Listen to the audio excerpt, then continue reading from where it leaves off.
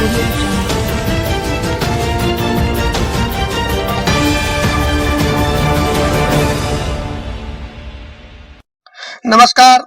News 24 Parbhani वार्ता चॅनलमध्ये आपले स्वागत. मी शिवाजी चव्हाण. पाहुयात धमाका जिल्हा परिषद व पंचायत समितीचा. तर आज आपण परभणी जिल्ह्यातील गंगाखेड तालुक्यातील जिल्हा परिषद गट क्रमांक 54 राणी सावरगाव, पंचायत समितीगण पिंपळदरी, पंचायत समितीगण राणी सावरगाव या ठिकाणी पोहोचले आहोत. तर या ठिकाणी पाहूया, समोर एक आपल्या उमेदवार दिसत आहेत. या उमेदवाराची प्रगत मुलाखत पाहूया. त्यांचं म्हणणं काय आहे ते आणि त्यांचा अजेंडा काय आहे हे आपण आज घेणार आहोत जाणून. तर चला जाऊया. सर्वप्रथम सर्व मतदार बंधू भगिनींना हृदयातून नमस्कार करतो आणि आपल्या परभणी वार्ताचे पण मी आभार मानतो की एका सामान्य कुटुंबातल्या उमेदवाराकडे आपण दखल घेण्याचा प्रयत्न केला, त्याबद्दल आभारी व्यक्त करतो. सर्वप्रथम माझे रासप आणि राष्ट्रीय काँग्रेस पक्ष या युतीतून मी शिवाजी रामदास गुट्टे, जिल्हा परिषद गट राणी सावरगाव इथून उभा आहे आणि राणी सावरगाव पंचायत समिती गण इथून मनीषाताई समसेटे आणि पिंपळदरी गण इथून अभिषेक घोबाळे असे अतिशय प्रामाणिक असे मला सहकारी लाभलेले आहेत.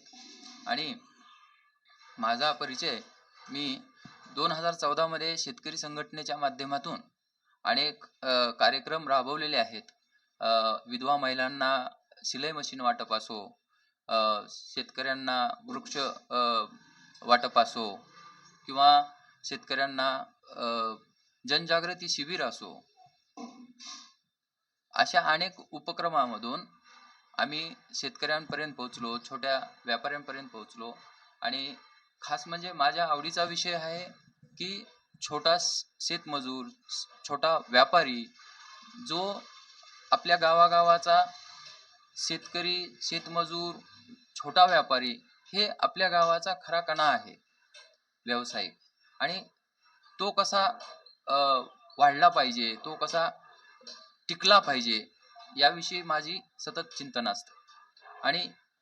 आणि या निवडणुकीमध्ये हे करत असताना मला वाटून गेलं की आपण या घटकांसाठी, तळागाळासाठी काम केलंच पाहिजे. आणि राजकारणामध्ये कितीही बाजारीकरण झालं तर आपण खंबीरपणे एक विचारधारेला धरून आपण निवडणूक लढवली पाहिजे. आणि मी निर्णय घेऊन मी गेल्या 2014 पासून हे काम करत होतो.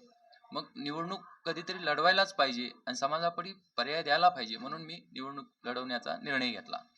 आणि मला त्याची दखल म्हणून राष्ट्रीय काँग्रेस पक्ष आणि रासपा यांनी माझ्यावर विश्वास टाकून मला उमेदवारी जाहीर केली.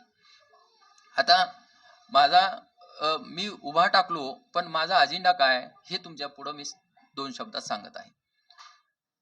खरं पाहिलं तर मी संपूर्ण एक आणि एक गाव, एक आणि एक घर, संपूर्ण सर्कल मधले राणी सावरगावच्या मी फिरलोय. मला एक गोष्ट प्रकर्षानं जाणवली की आमच्या सर्कलचं इन्फ्रास्ट्रक्चर म्हणजे रोड, रस्ते वगैरे जे काय आहे इन्फ्रास्ट्रक्चर, गावातला असो किंवा कनेक्टिव्हिटी असो, ही संपूर्णपणे उद्ध्वस्त झालेली आहे. मला पहिल्या प्राधान्य द्यायचे ते या गोष्टीला. त्याच्यानंतर माझं दुसरं प्राधान्य जे आहे ते आरोग्य व्यवस्थेला.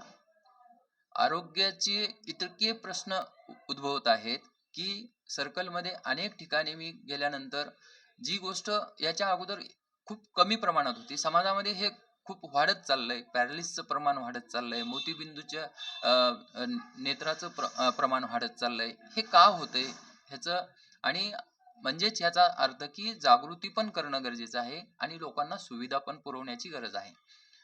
आरोग्याच्या सुविधा वेळच्या वेळी त्यांना मिळणं, आरोग्याचे केंद्र सुसज्ज करणं, तिथं व्यवस्थित औषध उपचार चांगले झाले पाहिजेत यासाठी काम करणं अत्यंत आवश्यक आहे.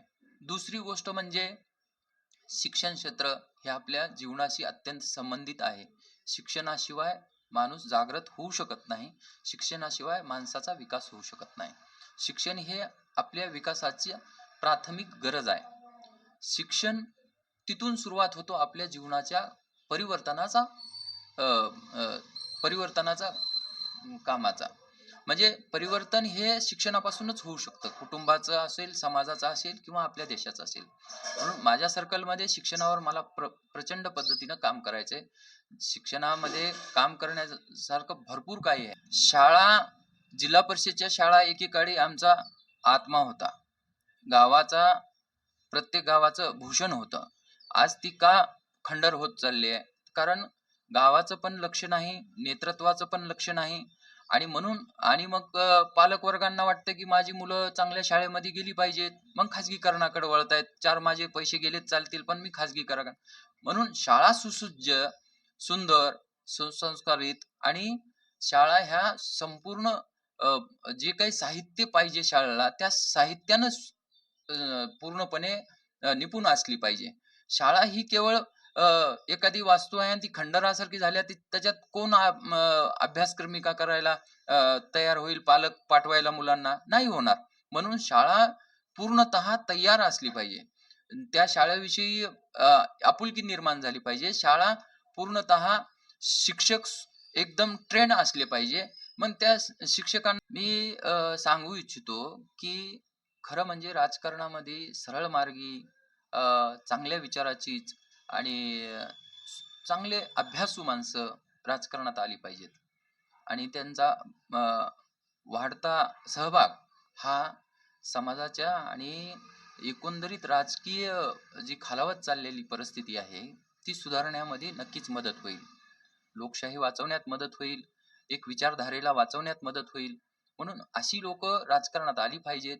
बाजारीकरण थांबू शकतं, माझा दृढ विश्वास आहे. तो आपल्या आशीर्वादाचं मोल केल्याशिवाय मी राहणार नाही, हा माझा 100% आपल्याला निर्धार आपल्यापर्यंत मी पोहोचवत आहे. आपला आशीर्वाद मिळावा. येत्या 7 तारखेला पंजा आणि कब्बशी या दोन्ही चिन्हावर मतदान करून आम्हाला आपला आशीर्वाद मिळावा ही आपल्याकडे सदिच्छा व्यक्त करतो आणि प्रार्थनाही करतो. धन्यवाद. मी मनीषा संतोष समशेट्टे. प्रिय मतदार बंधू भगिनींनो, मनीषा संतोष समशेट्टे विनंती करते. राणी सावरगाव पंचायत समिती गणामधून मी उभी असून माझी निशाणी कप्पबशी आहे. राणी सावरगाव जिल्हा परिषद गटातून शिवाजीराव गुट्टे सर उभे आहेत. यांची निशाणी पंजा आहे.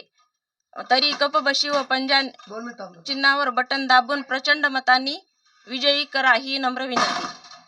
धन्यवाद ताई. आजच्या ठळक घडामोडी संपल्या. पुन्हा भेटूयात पुढील बातमीपत्रात. तोपर्यंत नमस्कार.